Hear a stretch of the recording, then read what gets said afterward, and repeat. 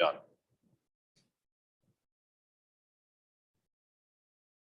So we'll start out with a quick case. This is a 25-year-old male who comes in with shoulder pain in his right shoulder that began 4 years ago while he was a college baseball player. Pain began, developed gradually. Conservative treatment helped somewhat, but he still experiences pain with overhead motion, throwing activities. He's still trying to throw the ball around with his buddies, and it's bothering him when he's playing around. On exam, he has normal BMI, no asymmetry, pretty much normal range of motion, full strength. He does have some mild apprehension anteriorly, and he has a positive O'Brien's speeds test. His radiographs are pretty unremarkable. So after some physical therapy, he ended up getting an MRI. And we'll talk a little bit about MRI findings in a slap tear, but what you can see is a little bit of signal. This is an arthrogram, a little bit of signal getting superiorly undermining that superior labrum there. So he was diagnosed with a type 2 slap tear. So would anyone in the audience just quickly say what they may end up doing for this patient after exhausting non-operative management? And then maybe contrast that with if they were a laborer versus an elite athlete or an elite pitcher.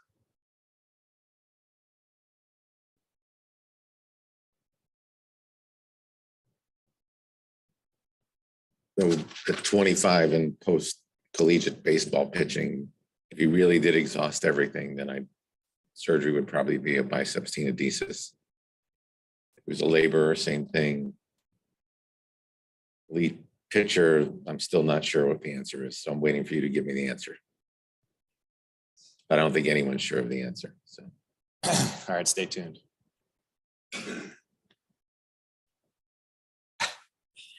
So slap repair in the US suddenly exploded around 2002.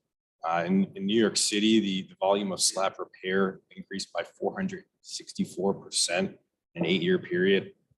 And then nationwide, the amount of slap repairs pretty much doubled from 2009, from 2004 to 2009. This has since declined significantly. When slap repair was first introduced, nearly 70% of patients with slap tears had them repaired. Well, now it's less than 10%. And it's largely due to a growing increase in biceps tenodesis to treat slap tears. It was not commonly done at all prior to 2003, but it's now the most popular procedure done for an isolated slap tear. And I think it's important to note that while there are multiple surgical options, there may not be one procedure that's universal for all patients. And we'll get into how a 50-year-old sedentary patient is different than a 25-year-old, who's different than a throwing athlete or a regular athlete, and especially a pitcher. So this significant difference in patient characteristics makes it kind of hard to pool the literature of what we have and extrapolate data to fit each unique patient. So some believe that the biceps tendon plays an integral part in throwing athletes' mechanics and performance, which would be compromised if a biceps tenotomy or tenodesis is done. Slap tears were first described by James Andrews in 1985.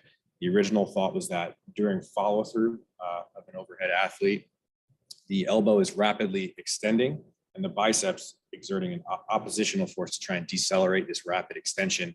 And that force is transmitted proximally and through the long head tendon, lifting the labrum off the glenoid rim. And repeated microtrauma in this fashion was thought to be the cause of the slap. Morgan and Burkhardt proposed a different mechanism during late cocking and a thrower's motion, the abduction external rotation position. The biceps tendon exerts a torsional force on the superior labrum. Seen here in this figure, at maximum abduction external rotation, the repetitive shearing stress in throwers peels back that superior labrum. It's also probably part of a disease spectrum of internal impingement or glenohumeral internal rotation deficit. Throwing athletes over time develop extreme amounts of external rotation flexibility in order to maximize their throwing force. And this external rotation gain is frequently associated with loss of internal rotation and posterior capsular tightness. And I can even, for the people in the room, can demonstrate you don't need to be an elite athlete. You can be a failed D3 pitcher. And my external rotation is significantly more than the contralateral side. And I have very little internal rotation. So that's common in throwing athletes. That leads to posterior capsular tightness, which can bring the humeral head in a slightly superior and posterior position on the glenoid, which can result in the articular side of the rotator cuff and the superior labrum be pinched between the bony surfaces, resulting in these tears. It's why articular sided cuff tears can commonly be seen with slap tears. So patients with GERD, you want to treat them with aggressive posterior capsular stretching, see that sleeper stretch at the bottom of the slide. So I think realistically, slap tears are probably a result of all three of these mechanisms. So that kind of begs the question, do you want to sacrifice the tendon, or do you think that it is contributing in some way or another to the throwing athlete's mechanics? I think that is yet to be determined. The Snyder classification is informative, but not too relevant to this discussion, because for the most part, athletes and throwers, they're going to end up with type 2 slap tears. So that's here in the top right of this slide, where that biceps anchor is just lifted off the glenoid. There are other types of slaps, but we're not going to talk about all types of slaps today. We're going to focus mostly on type 2 slaps.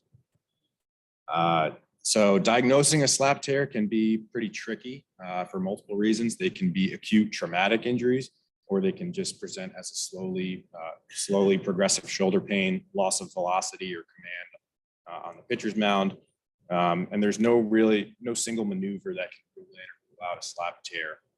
The O'Brien's test, crank test, Speed's test are the most accurate. O'Brien's test is a good test to begin with because it's a little bit more sensitive, and the crank and speed tests are a little bit more specific.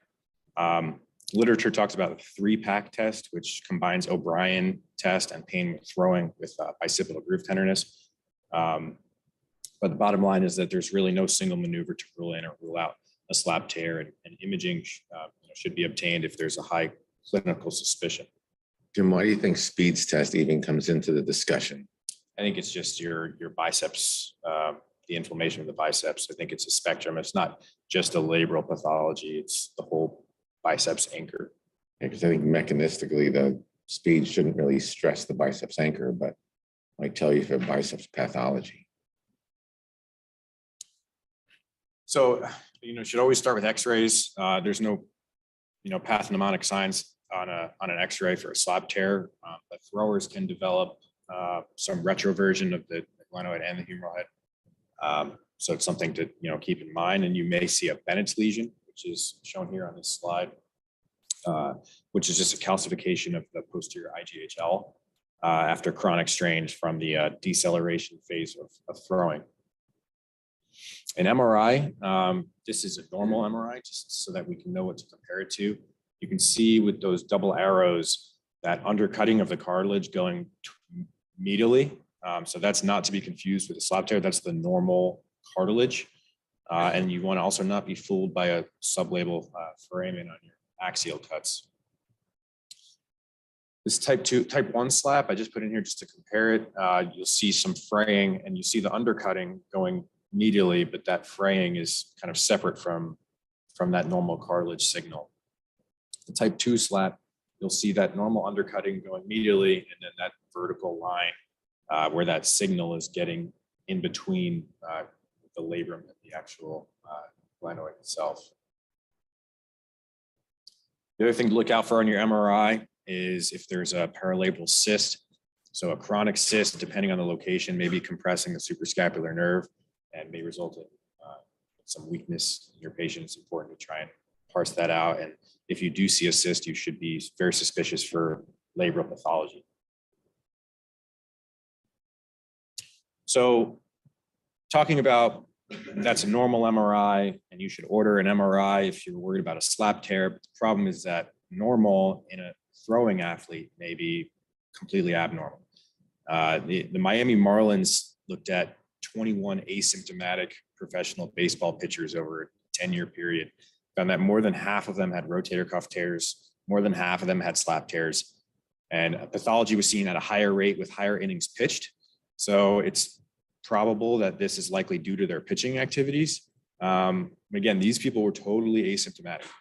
So not only that, there was no correlation with the pathology seen here and any subsequent time on the disabled list. So this, it's not like these were these injuries were before it actually developed. The people with the rotator cuff tears, slap tears, did not result in any time lost. So this demonstrates that throwers will usually have an abnormal MRI more often than not, especially with higher volumes of pitches thrown. And it's it's probably because minor labral and cuff injuries can increase shoulder mobility, which will allow for a greater external rotation and humeral torque, which could possibly improve performance. So slap tears come in two flavors. Some talk about a good slap and a bad slap. Another way to frame it is an adaptive slap or a pathologic slap. And as mentioned, throwers commonly have shoulder pathology on MRI and may be completely asymptomatic. So the thought is that these patients have developed these lesions as a way to paradoxically improve their performance by increasing range of motion and torque. So this is a good slap or an adaptive slap. You obviously don't want to operate on these and take away all of those gains in range of motion that they've developed.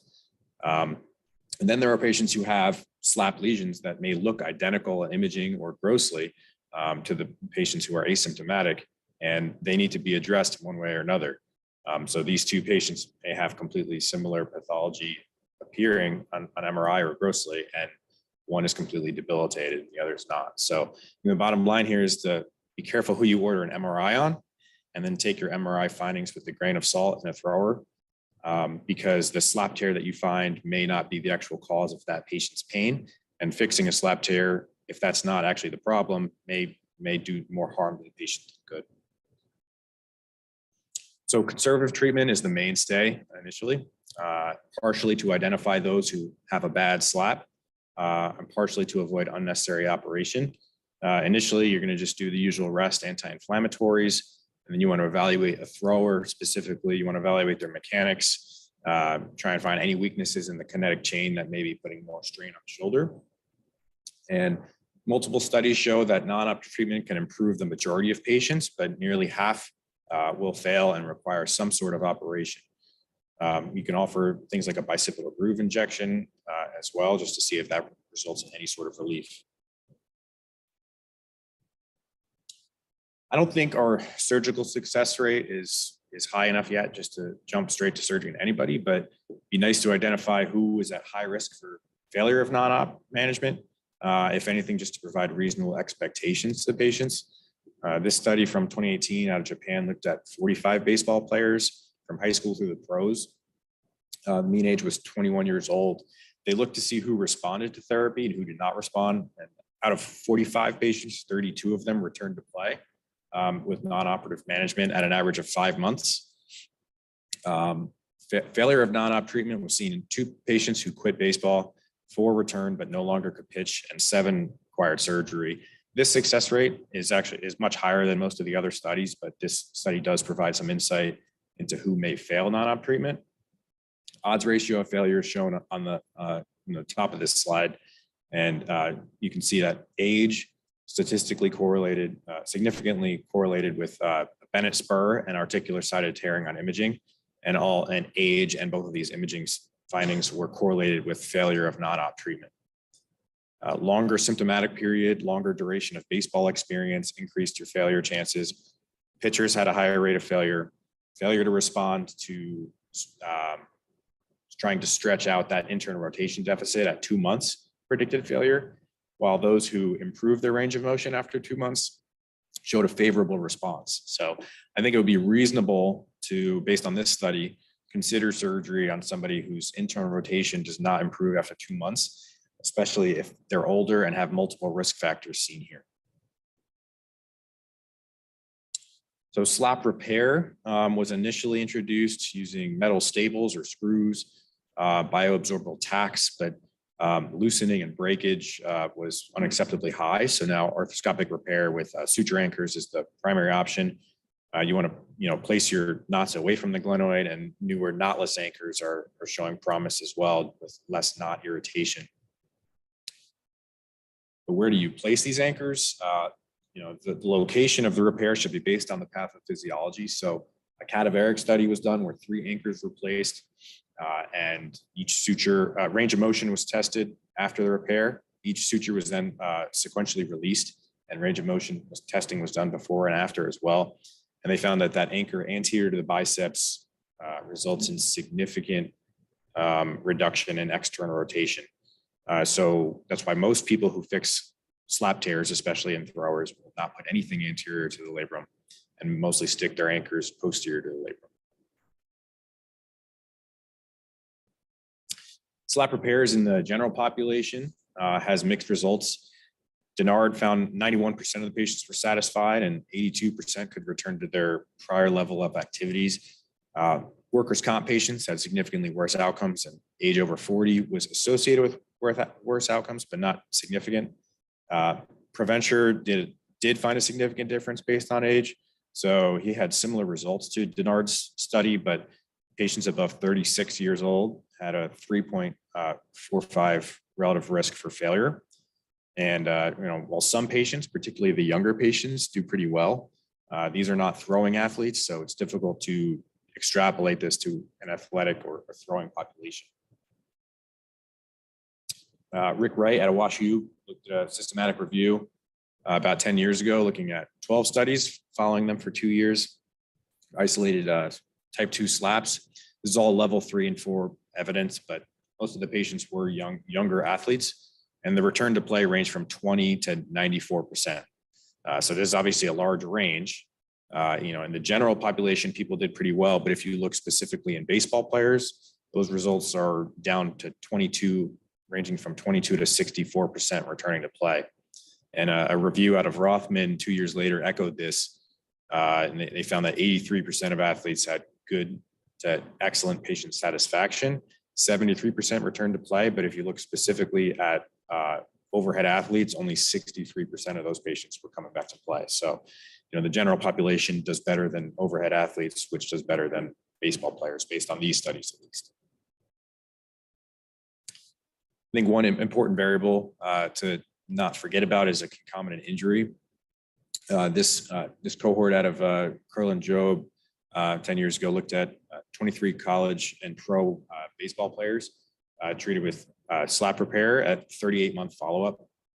According to the American Shoulder Elbow score, 96% had good to excellent scores, but the KJOC score was 42% good to excellent with 30% poor, and only 57% of these people returned to play. So that just kind of calls into question how accurate the American Shoulder Elbow score or any outcome score is. I think the more important thing, if you're trying to get somebody back to play, the metric that you want to look at is the return to play or return to previous level of play.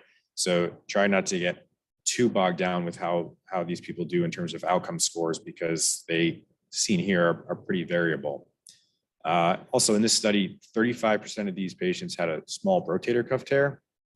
And in the patients with cuff tears, only 12.5% of them returned to play, while 80% of those without cuff tears returned to play. And these are small cuff tears, like large cuff tears were excluded. Small cuff tears, like 10 to 30%, were just debrided, and those patients did not do well. James Andrews looked at 73 baseball players in a 2019 case series, all 12 months out from slap repair.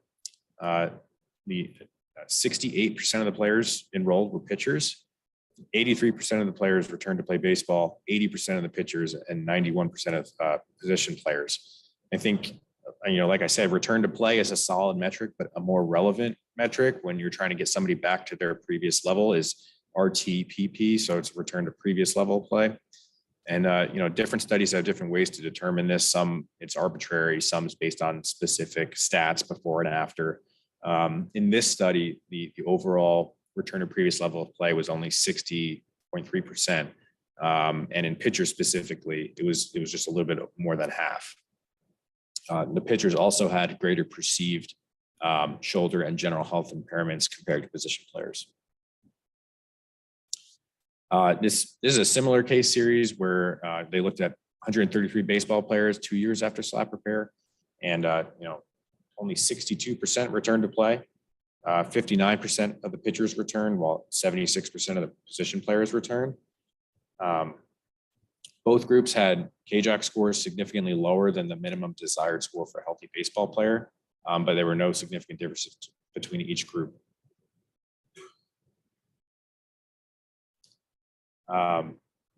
This study was another MLB group looking at 24 of their players, all pitchers undergoing slap repair. Only 62% returned to play at all. And they found that barely more than half of the pitchers were getting back to their previous level. And the ones who actually did come back, the amount of innings pitched was pretty much cut in half. So, this begs the question, are we doing these pitchers any favor by saving their biceps tendon if we're doing it, to make sure that their throwing mechanics are maintained? So as discussed, outcomes in baseball players and throwers are inferior to other athletes. And those with a traumatic etiology appear to do better than those who have overuse injuries, which makes sense because most of the pitchers are experiencing overuse injuries. So these two studies kind of highlight this fact. This top study by Brockmeyer, it's a prospective study of 47 patients after 2 years. 87% reported an excellent outcome. Satisfaction rating was 9 out of 10 overall. In those with a known traumatic etiology, the satisfaction was 9 out of 10 compared to 7 out of 10 satisfaction with those without a known trauma. So 92% of these patients with a traumatic event returned to their same pre-op level compared to only 64% in the atraumatic group. And this next study, this case series below kind of show the same thing where 60% of baseball players are returning to their previous level of play compared to 75% of other athletes. And then again, 75% of overuse injuries return to play, while 93% of the traumatic cases return to play. So if you're trying to find a group that specifically responds to slap repair, it seems like those who had an actual traumatic event, they may be the ones who would benefit most from this surgery.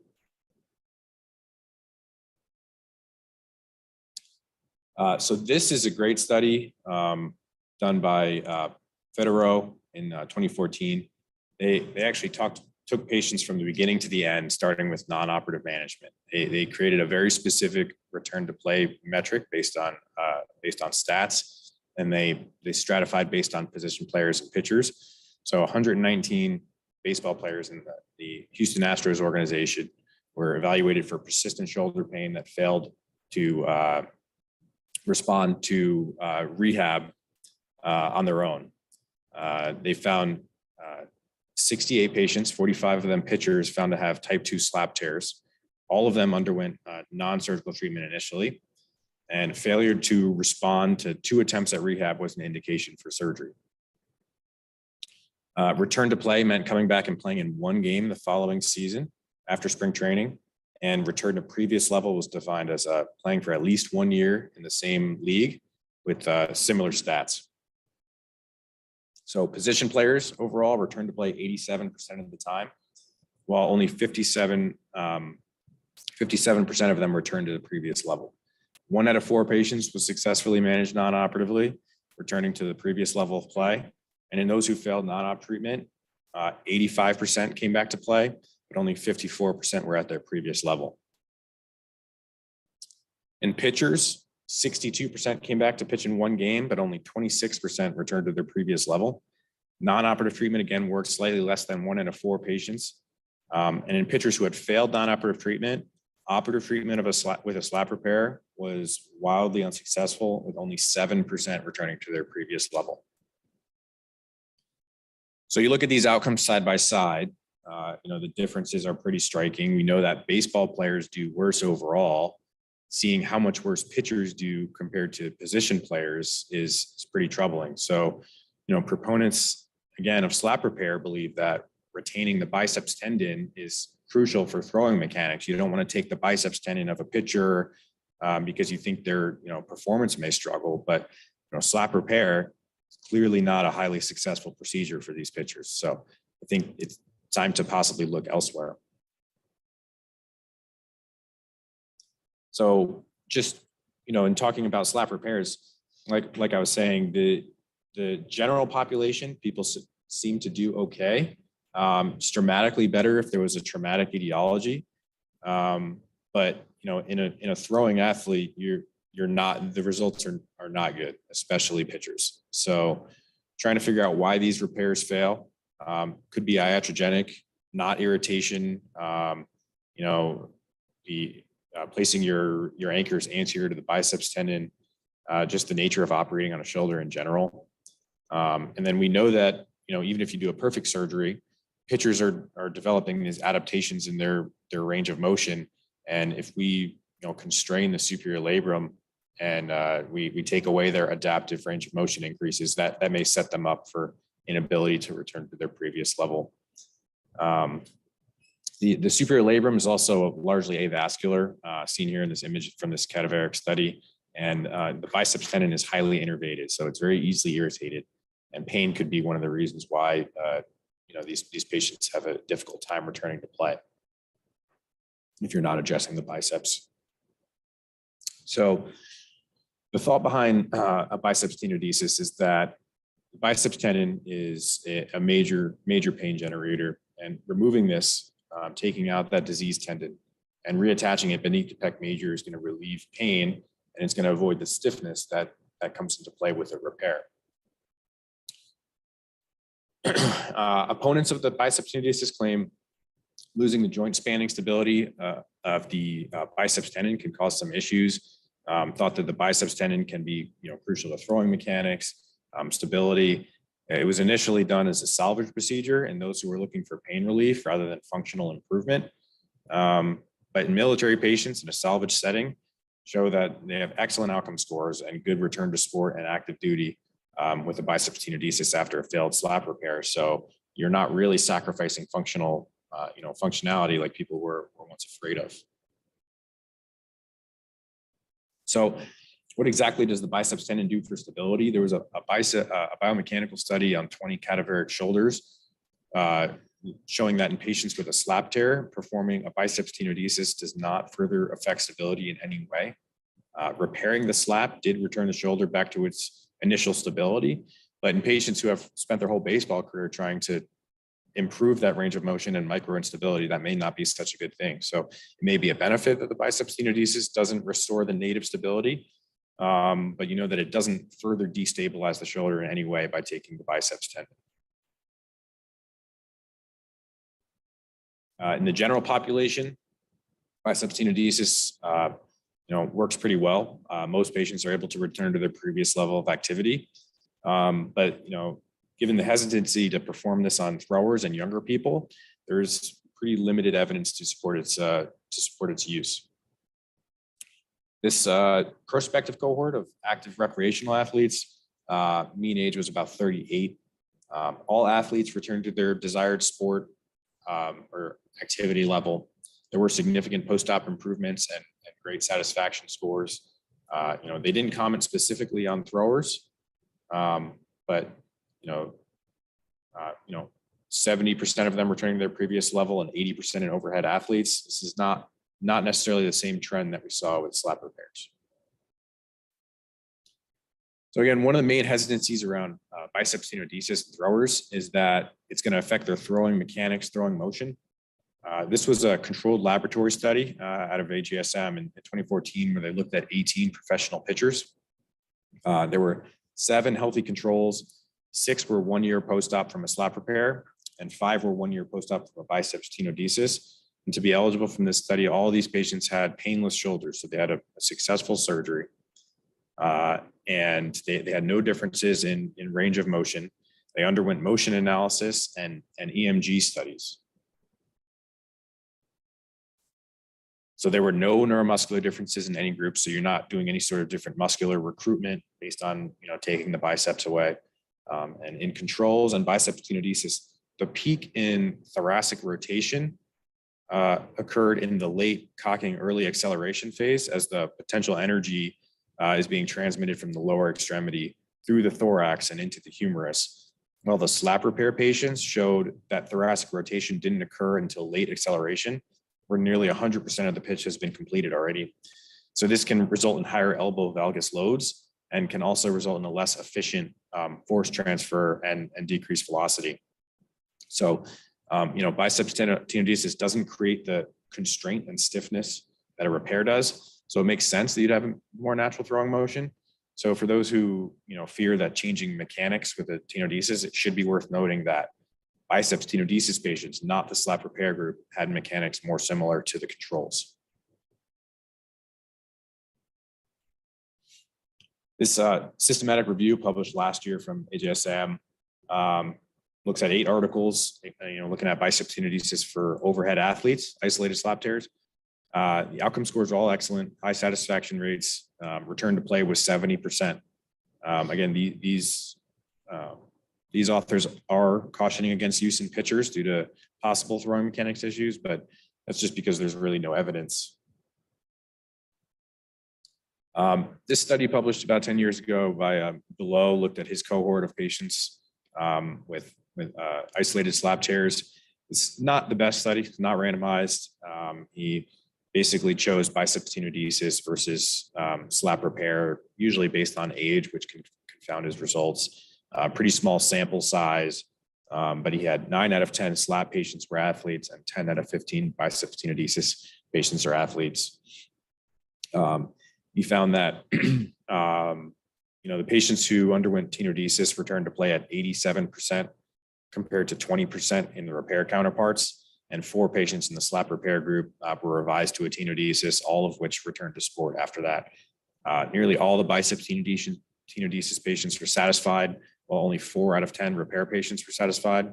They didn't really stratify this based on the sport type or throwing activity, but they did show that the tenodesis group had significantly higher satisfaction scores and return to previous sport level.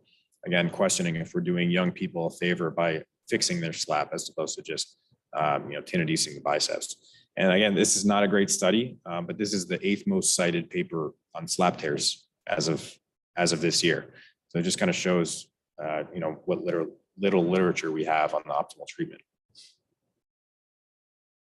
So this study was interesting. It's a study published last year. It's a comparative study of 2 different surgeons who have different opinions on the optimal treatment for slap tears. One routinely performs a biceps tenodesis and one does a slap tear on everybody.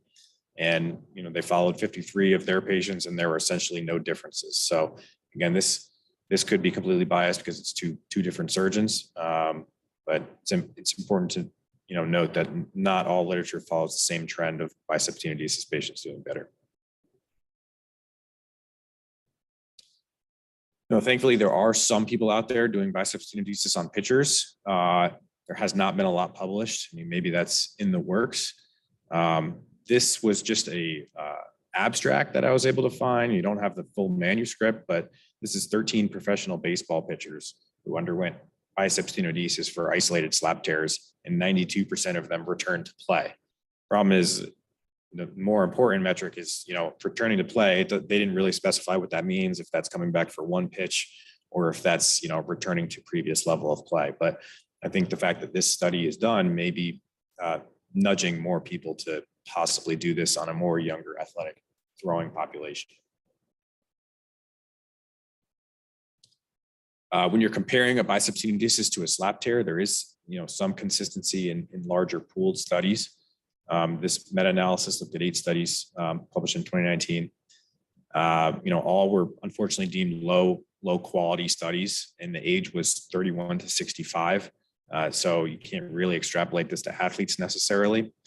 But there were no differences in UCLA or SST scores between the 2 groups, but the tenodesis group did have significantly higher shoulder elbow scores and satisfaction scores. I think the main reasons why I'm including this study is just, looking at that odds ratio of satisfaction, which is, probably the more important patient reported outcome, being, 0.31 in favor of biceps tenodesis. So this meta-analysis published in the same year looked at less studies, but it did cover, specifically an athletic population of 204 patients. And they found, no significant differences in outcome scores, stiffness, or reoperation rate, but they did find significantly higher satisfaction and return to sport in the biceps tenodesis group. Again, not necessarily relevant to throwers, but those numbers are pretty striking. So, conclusion on biceps tenodesis is that, in the general population, people do pretty well with this operation. Some studies show no difference between this and doing a repair, but I think most of the studies, especially the larger studies, show that biceps tenodesis patients have higher satisfaction and return to sport rate. But the bottom line is that we just don't have the information on throwing athletes. So, kind of overall conclusions, slap tear remains a complex and unsolved problem in throwing athletes. You want to try and exhaust non-operative treatment, especially after seeing how poor our results are and getting pitchers back onto the field. You really want to try non-operative management first. The role of the biceps tendon in throwing is debatable, and the studies that I presented kind of calls that role into question. I think the bottom line is that both of these are pretty safe procedures. The general population do okay with both of these operations. And, I think the traumatic injuries are ones who may be best fit for a slap repair. But I think the bottom line is, we need more studies. We especially need more studies on biceps tenodesis in throwers. And I think it just is going to take some people to push the envelope to see if they'll do that. And I think that you see the trend that initially started was everyone was fixing every slap tear that they saw.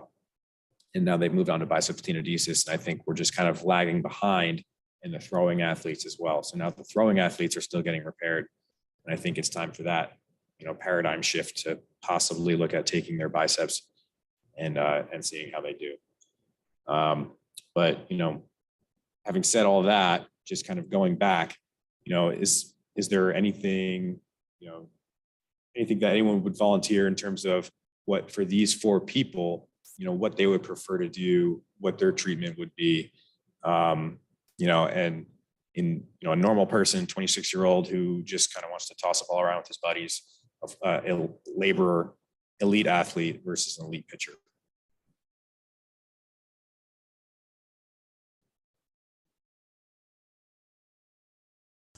You can put me down for biceps tenodesis for everybody, Jimmy. For me, on the first two, and I don't see elite athletes or pitchers, mostly people that don't throw. I think that defining where the problem is the biggest issue I have, whether it's in the bicipital groove and it's really tendonitis, or whether the pathology seen on MRI is really significant. So because the results can be crazy. I think differential injections either in the bicipital groove or the shoulder is very helpful, and in the bicipital groove with cortisone under ultrasound. And I think a tenotomy is an option for those people because the results in the literature are fairly similar, and it's a 5 or 10 minute case with almost no rehab. So I think that tenotomy or tenodesis, particularly in the non-elite athletes and certainly pitchers, in cases that really have symptoms emanating from either the slap or bicipital tendonitis in the groove. Boy, I would very much echo that. I prefer a tenotomy over a tenodesis in a non-athlete. Now, for the young throwing athletes, sometimes, you've exhausted everything and they've done their therapy and you've got your MRI with or without dye, and there is maybe something going on. So for the few shoulders in the younger athlete that I've done, I've scoped them. I have one patient I can remember that actually ended up having sort of a larger bank art and needed it open. Well, could have done it arthroscopically, but ended up doing it open. But the majority of those were really more or less diagnostic scopes. Not much was done other than taking pictures to show, look, here's some, posterior impingement. This is what your shoulder looks like, when we rotate it up and out of the way, and you can sort of demonstrate where that kid's pathology is in an effort to sort of reinforce, mechanical changes, which doesn't always work, but it's been a difficult thing. I have not done a lot of tenotomies in younger athletes that are overhead throwing athletes. I would not be against doing that, but just don't have a lot of experience with it. So that's my 10 cents. Well, what's the difference though? What's the difference if it heals in the groove or it heals sub pec? If the I problem don't think is, there is a difference. if the problem is truly related to the anchor and the true slap, if that's truly the problem, as long as you get that biceps out of the way, it doesn't matter where it goes. And if you take the biceps off as close to the labrum as possible, it's bulbous. 90% of them don't go into the arm, and you don't get that, Popeye. I mean, people that do the tenodesis, I mean, everyone has to pull on that biceps to get it out, unless you're cutting it, a centimeter or two more lateral. So it stays I in. think some people worry about the biceps tendon still being there as a pain generator. Well, then if Whereas- if the problem is in the bicipital groove, that's a different story. If the problem is not in the bicipital groove, why do you think it would be a problem after you do the operation? So if you really think it's at the attachment site, then a tenotomy is a great operation. The problem is, as we get older, even if people think they're athletes, biceps tendonitis becomes more common. And, if the problem is really in the bicipital groove, then you have to take it out of the groove. That's why it's good to know ahead of time. And I just find that it's like impossible unless you do differential injections. So here's another question to muddy the waters. So you decide the problem is at the attachment site, and you do whatever, some form of a biceps tenodesis because you don't think slap repairs work very well. Do you repair the labrum after you detach the biceps? Since they have a If it's a slap tear? type 4, I mean, it depends on the size No, of the slap, no, right? but I'm not talking about type 4, just straightforward standard type 2 slap. You have some detachment of the labrum posterior to the biceps, but you're not a fan of slap repair. So you do your tenodesis wherever you do it. It doesn't matter to me, but I want to know if you repair the labrum and why. Or why not?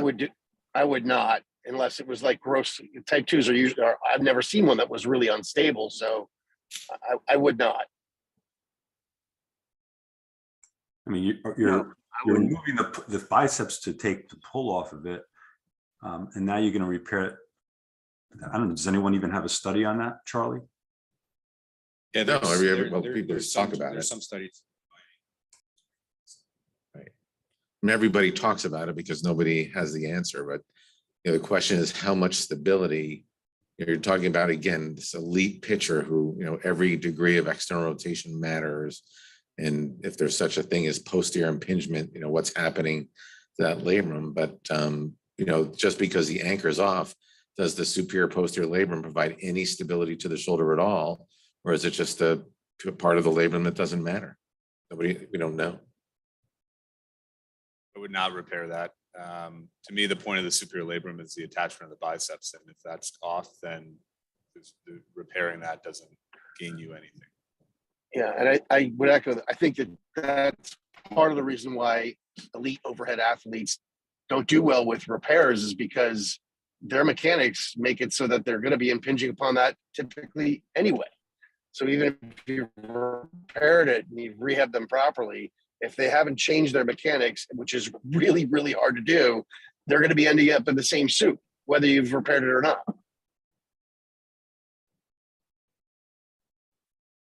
I was at specialty day at the academy over the weekend, and Dugas and Andrews and Elatraj were there. They had a session on slap, and I left the session feeling like I knew nothing more than I knew when I walked in.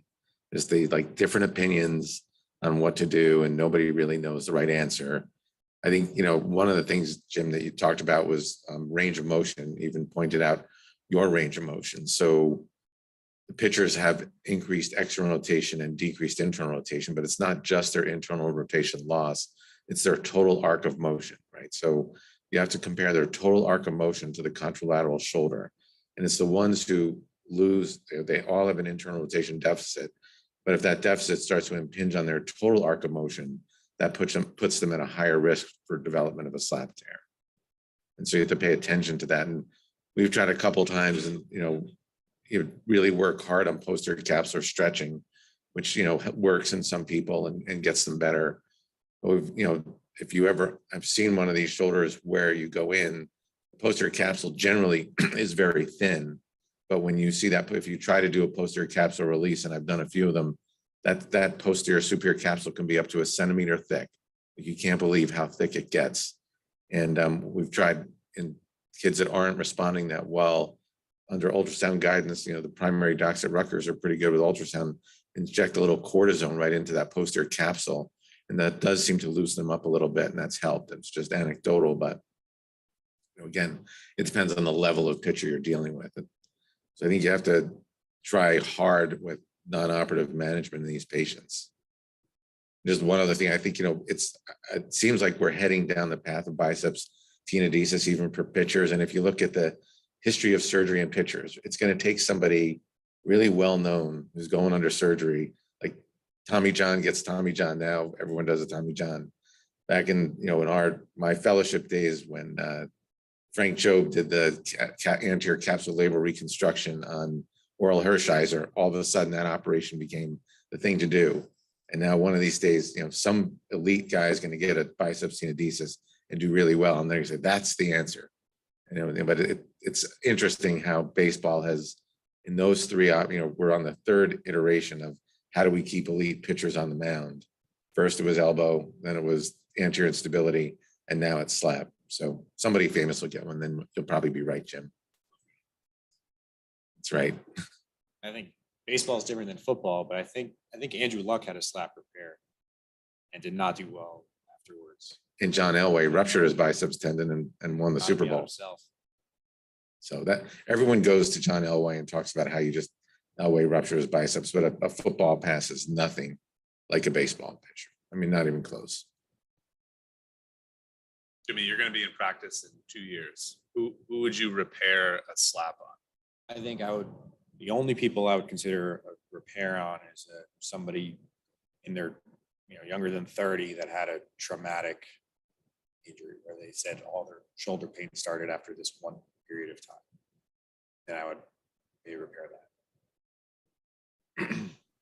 And do your best to do it acutely, not, 7 months later. Another thing I want to. That traumatic injury has been described, and I've seen it where it really is a traction injury. It's like a rock climber who loses grip and grabs his body weight, sort of pulls his labrum off. I've seen those do well, those true traumatic ones. So I agree with that. Another thing I just want to point out for the residents is Jimmy did a really nice job with his presentation. A lot of talking, pictures. There's not a ton of words on the screen. Right? That's a really nice presentation where you don't have to put every bit of detail on your PowerPoint slide. You can talk about it, have like a couple words at each bullet point. That's a well done kind of PowerPoint. If it's like the whole study up there, it's hard as the viewer to like figure out what the point of that is. And then your job as the presenter is to talk through that. So that's a really good take home when you're putting together presentations. That's kind of the goal when you're putting a talk like this together. Yeah, don't read the slide to me. I can read. This patient ended up getting a slap repair actually. I think he did pretty well, but it's probably because Dr. Gadd operated on him. That's why he did so well. So thanks for, especially for Dr. Gadd Buckley, providing guidance on this talk. Thanks for listening. But that is an older case, right? I mean, That was back when everyone was doing. well, slap repairs, now fast forward, whatever it was, 10 years or how many years it was, probably be a little bit more reluctant to do a slap repair and do the biceps tenodesis. So. Yeah, I wanted to echo what Pat said. Great presentation. I think it's a really good example for the residents or anyone listening, even if you're not going into sports, that everything you learn, everything you really focus on in fellowship, it's going to change. And slap tears are a very good example of that in terms of they evolved relatively quickly and things have changed and they are changing. So it's you'll see surgeons in the community who sort of go into their corner and don't pay attention to the literature and keep doing what they did for 35 years. And you really got to, not do that. Stay in tune. That's part of the reason we like teaching you guys. It forces us to keep learning and stay up to date with things that do change with evidence-based medicine. So thanks, Jimmy.